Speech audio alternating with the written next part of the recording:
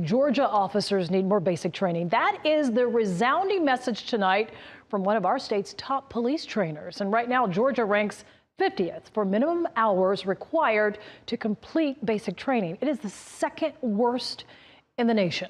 Atlanta News First reporter Abby Casoras, she joins us live in Austell, and that's one of the training centers used for recruits. Abby, good evening.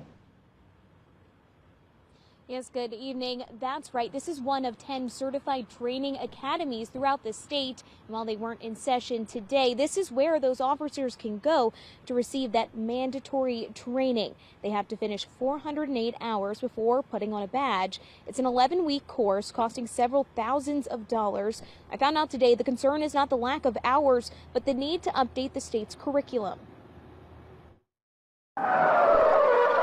Emergency driving maneuvers, medical aid, interviews and interrogations, and firearm safety.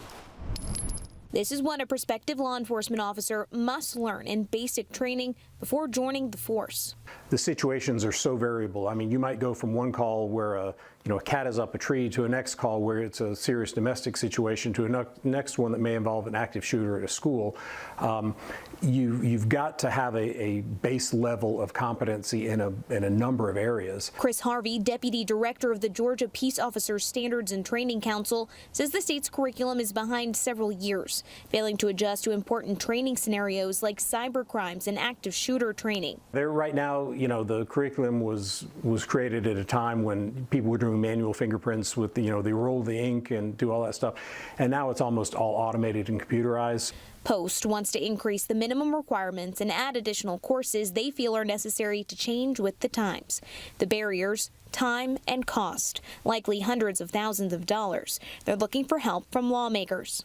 Pressing issue in terms of law enforcement professionalism that we're facing today that we should address in the General Assembly. What are we are we still for the 10th year in a row the #1 state in the nation to do business in? But we're the 50th in the nation to teach our police officers? Right now, lawmakers haven't taken on the issue of increasing requirements. This year's bills in the House and Senate include House Bill 352 that would add additional positions for people to build that curriculum. Now, some agencies, including here in Metro Atlanta, they require more training than just that basic minimum training. And then every year, officers throughout the state, they are required to go back and do another 20 hours worth of training. Live in Austell tonight, Abby Casoras, Atlanta News First.